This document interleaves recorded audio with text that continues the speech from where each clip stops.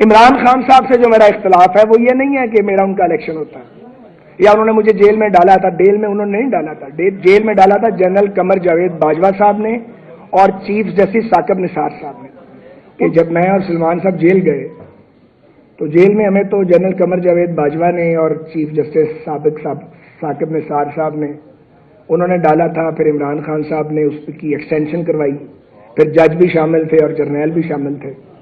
خواجہ رفیق شہید صاحب کی برسی یہ میں 46 سال سے, ویسے تو یہ 52ویں ہے لیکن 46 سال سے میں اس کو اور سلمان صاحب مل کے ہم اس کو ارینج کرتے ہیں.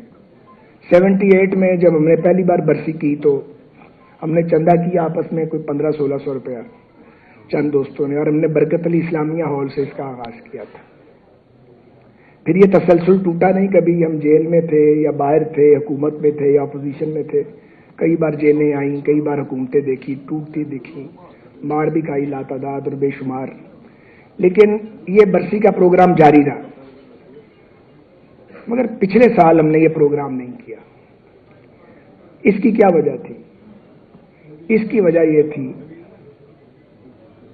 کہ جب میں اور سلمان صاحب جیل گئے تو جیل میں ہمیں تو جنرل قمر جاوید باجوہ نے اور چیف جسٹس ثاقب نثار صاحب نے انہوں نے ڈالا تھا. پھر عمران خان صاحب نے اس کی ایکسٹینشن کروائی, پھر جج بھی شامل تھے اور جرنیل بھی شامل تھے.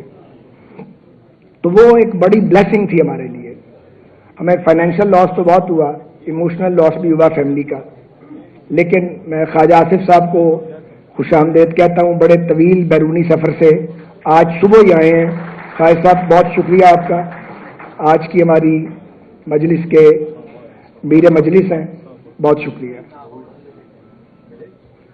تو میں گزارش کر رہا تھا کہ پچھلے سال جب یہ برسی کی تقریب دسمبر میں ہوتی ہے, آپ کو پتا ہے دسمبر کا مہینہ ہے, 8 فروری کو الیکشن تھا, تو میں کافی کنفیوژن میں تھا.